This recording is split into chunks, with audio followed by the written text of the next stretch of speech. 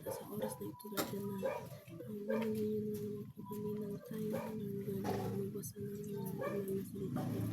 Dahil po itong gusto niyo iparating sa amin ay maging sa namin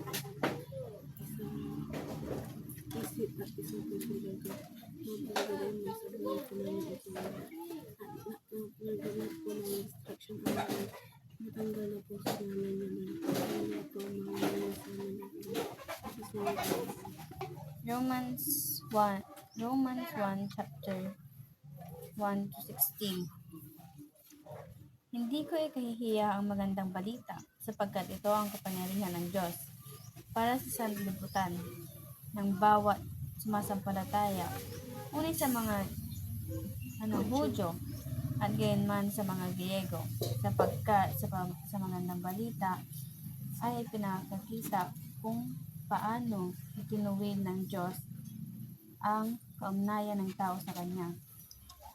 Ito ay sa pamamagitan ng pananampalataya, buhat sa simula hanggang sa wakas. Tulad ng sinasabi sa kasulatan, ang ituturing ng Diyos na makinig ay sa pamamagitan ng pananampalataya ay mabubuhay.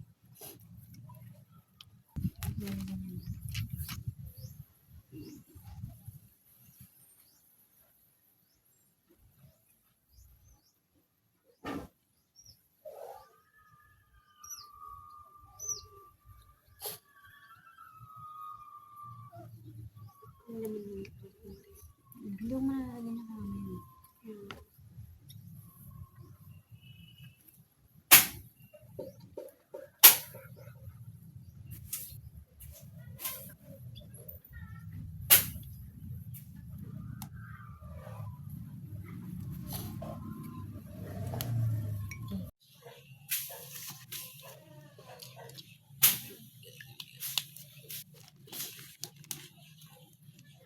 Mag-start ako na dito.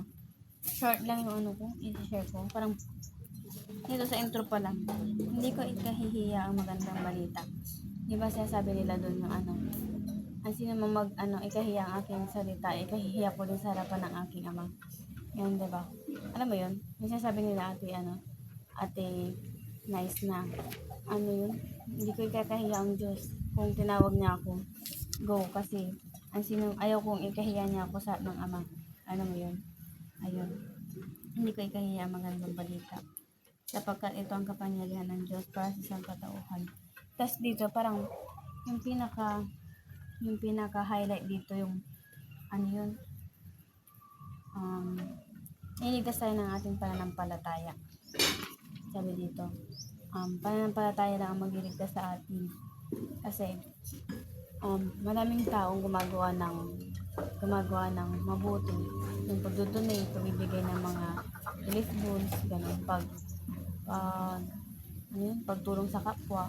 Akala nila ganun yung salvation, yung pagtulong sa kapwa or pagbibigay ng mga needs ng tao. Yung pala ang makakapagligtas sa iyo yung pananampalataya mo. Kaya kung alam mo sa sarili mo na hindi ka pa talaga gano'n nag-grow, kabahan ka na. Kasi wala ka pang pananampalataya. Yung sabi nga doon sa kasing liit ng butil ng mustasa, kaya mong magpagalaw ng bundok. So wala pa sa mundong ito yung may pananampalataya ng kasing liit ng mustasa. Ay, isi-share ko.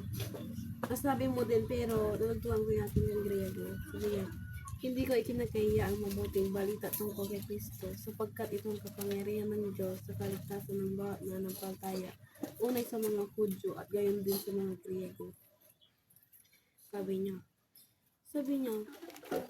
hindi unay sa mga Hudyo. Pero Hudyo sabi niya, pero mga wala yung mga hintil. Hintil tayo. Kasi Romans pa to eh. Ewan ko, barang doon pa ata mabibigla yun yung kasama na yung mga hintil na binigyan. Kasi nakita ko yun nabasa ko na yun dito sa mga reviews, sa mga susunod na part. Kasama na yung mga hintil. Sabi ko naman, siguro sabi ko, lagi kasing Hudyo yung nakikita ko sa Bible, kada may mga Hudyo. itong Griego, parang, First time.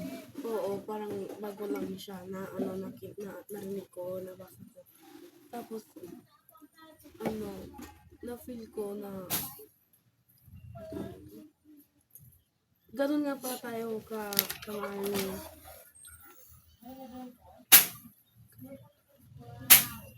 kamahal ni Kristo. Kasi, sabi nga niya, hindi ko ikakahiya ang mabuting balita. So, parang, oo nga, dapat natin hindi kaya yung mabuting balita. Kasi, sabi nga nila, itong Biblia banal.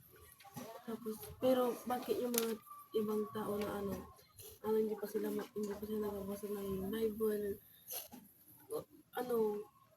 kahit nga tayo parang hirap na hirap pa rin tayo basa ng Bible, no? Kahit sabi ni Ate Nice nga, na yung mga ibang religion na hindi sila open ng Bible, pero tayo na open, kaya natin basa ng Bible, hindi natin magawa, hindi natin mapaglalaanan ng oras. Kaya, ko tong word na to na hindi ko ikakahiya ang mabuting balita. Parang ang ganda nga niya. Bakit nga ba ganun tayo? Pero sabi nga nila, wala namang perfecto, di ba? Kaya, siguro, pero bakit? Tapos yung na may sinabi ka doon na ay parang may dadagdag ako na magandang balita.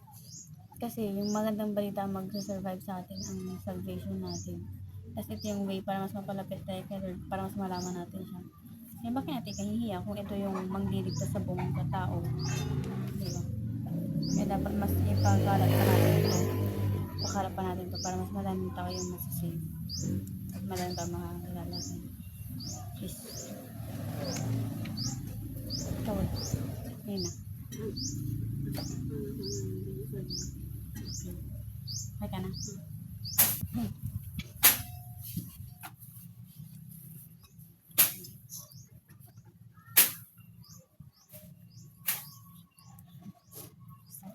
Maraming pagdito ko sa mga pamilya.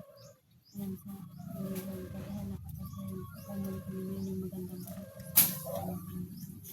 Tunay nga po Lord God na pananampalataya sa inyo ang makakapagligtas sa amin at hindi po ang mga tao kung sino man nagsisid sa amin at ginagawa ko ng matubig Panginoon. Thank you po sa isang panibagong reminder para sa amin na mas mag-focus sa iyo Lord God at hindi po sa mga earthly doings na ito Panginoon.